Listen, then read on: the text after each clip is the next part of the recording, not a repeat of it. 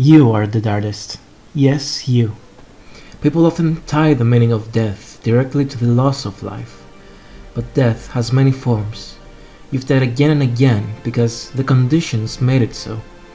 You lost your job, you lost an important object, you lost what you once called home, you've lost a loved one, you lost a parent, you lost a part of your body, you lost the beauty you saw in something, you lost the idea you had of something, you lost your safety, you lost your feeling of importance, you lost your hope, you lost your trust, and most importantly, you lost yourself.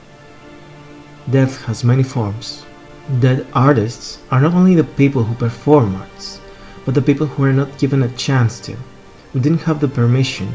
Potential artists who had their soul crushed, especially from a young age, and their creative spark erased before it had a chance to light a fire for a bit of warmth. That too I count as death. Not to mention society in a system that continually ignores, discourages, punishes, or outright kills creativity and wonderful ideas. I argue many people who perform art are seeing this as clear as day and have experienced this death repeatedly. Because they know death is not a permanent state, it is in fact what came before a rebirth. That is what experienced dead artists are masters of, the cycle of life. That is the true meaning of the word in Dead Art Society. It was not the original title of my story, but it became that when I realized that that little boy inside my soul wanted to cry out for the world but didn't have a voice. Dead art is the natural weakness against the nightmares, real or imagined, that have plagued humanity and consciousness since its conception. Nightmares feed on the color of the world, and especially in the humans, who possess a huge amount of potential energy. Nightmares are also made of the same stuff that dead art is, a rogue type of potential energy that acquired a form akin to its environment. It is said that many of the feral nightmares have a life force that stems from the unreconciled feelings or regret of humans, who in vain tend to suppress their emotions or their soul's calling. All of these end up bundling together to form a being into reality, and the only way to defeat them is with dead art. Deep beneath the tough exterior, they desperately crave to be freed, to be put to rest. Dead art is becoming an increasingly important tool to survive the silent apocalypse that sneaked its way in before anyone noticed it in modern day era. Truly, what else does Dead Art Society stand for? Obviously, it takes inspiration from the Dead Poet Society and its themes, but wants to expand it into a much broader socio-economical perspective, putting it in the context of the modern era we find ourselves in, especially these years where we are plagued by propaganda, division, exploitation, environmental destruction, and indifference. Dead art will play an integral part in keeping the fire that warms us alive in the cold, especially when a very dangerous threat has appeared native to the times, called AI. In the future, I can already see people not distinguishing between something made from human and something made from a robot. I fear that they'll consider it all the same and call it the same. In fact, they already do. That also points to another meaning of dead art. It is what art used to be for people before AI, but such art is now considered, well, dead by the standards of the current system and its rulers, which is quite ironic if you think about it, because dead art is by humans, and a dead machine cannot create art, only feed on it, and shade it back in a perverted form. Not to mention, nightmares are also what it produces, because it often feeds on them too. These particular kinds of nightmares I call neo-nightmares, and they are the most ominous. They are deceptive either physically or emotionally. They often don't appear as nightmares, but as doppelgangers, beings who act as people or characters, but are just empty shells that quietly feed on your sense of self as they manipulate you emotionally and take advantage of your weaknesses. Some are more nuanced in their tactics and appearance, while others are eerily obvious from the anomalies on their tone of voice, their anatomy, their behavior, or even their language. There's a sense of repetitiveness and inorganic behavior that characterizes them. They emit an uncanny feeling that dead artists are very sensitive to when they are close to them, like something dead being reanimated to whisper to them sweet words. Some neo-nightmares even claim to be divine beings and have come to enlighten only to give delusions and illusions, completely ripping apart the way you perceive reality around you. There have also been cases where people were encouraged to inflict harm upon others or themselves. That art could never produce something so corrupt, but sadly people are losing faith in themselves, preferring quick results with AI over putting in the work to learn dead art, appreciating the journey and the love and patience it requires. Some people are even forced to use AI in certain jobs, lest they be deemed unproductive by their bosses, and thus unworthy of being employed. Or they lose the faith in other humans and their humanity, preferring fake, overused tropes of characters that stroke their ego without ever truly nurturing themselves or healing the hole inside their heart that the system put there in the first place. Wealthy tech overlords take huge advantage of the people who use AI, but also the ones who allowed AI to exist in the first place, that is, artists. After all, AI feeds on them and their art to produce its abominations.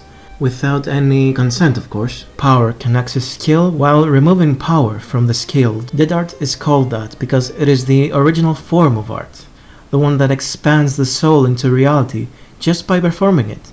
When we talk about art, many people are primed to see it as just another thing to kill time or distract yourself, which may be for some artists too. It was once for me, but this misleads us to miss a very important part of the human experience and the soul, the ability to affect the environment around us and ourselves while learning new things about the world and each other. That is the precise meaning of a dead society. It means a society that has spiritually collapsed and crawls on its last legs before the cycle of life takes hold. But it also points to a world that is collapsing physically.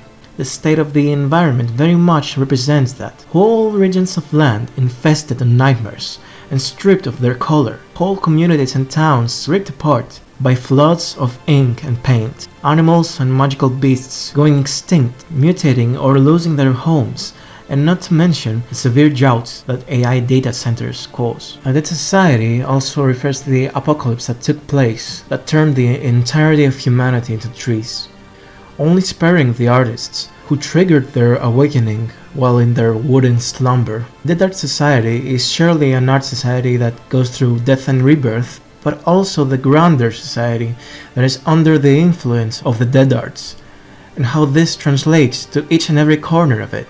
Art and society, the two affect one another.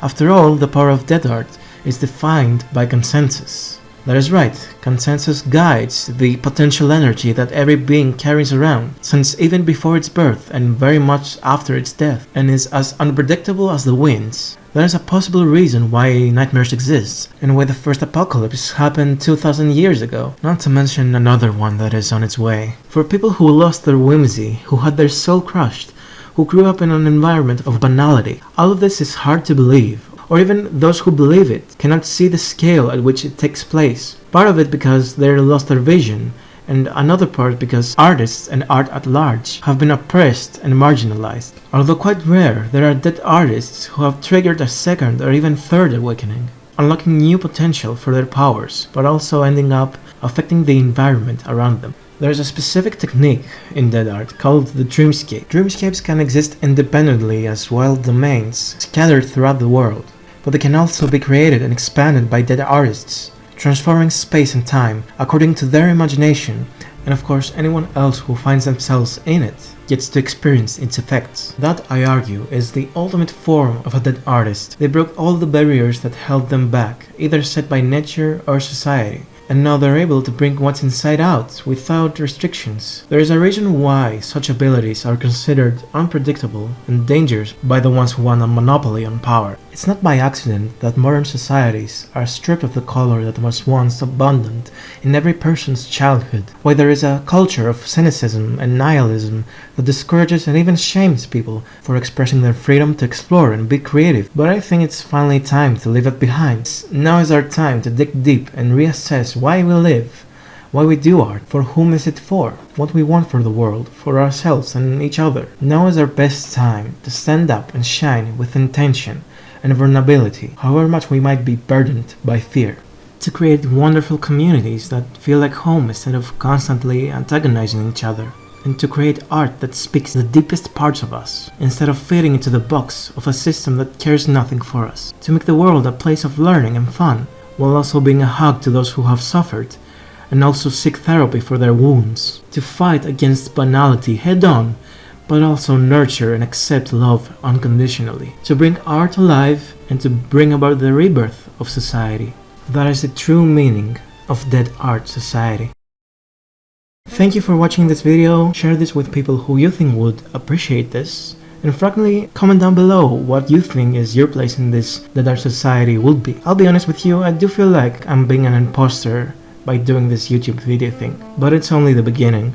And it was about time I started sharing my stuff, because so many times it feels like I didn't give myself permission. And if I believe in these things, I might as well act on them. I also noticed like the quality of the audio is very different across the video, but you know, we're learning as we go. And with all of that, I'm gonna leave you with some bloopers. Jeez. That art will play an integral part, preferring fake, overused tropes of characters that stroke their ego, and frankly many other things, in just the right way. Wealthy tech overlords,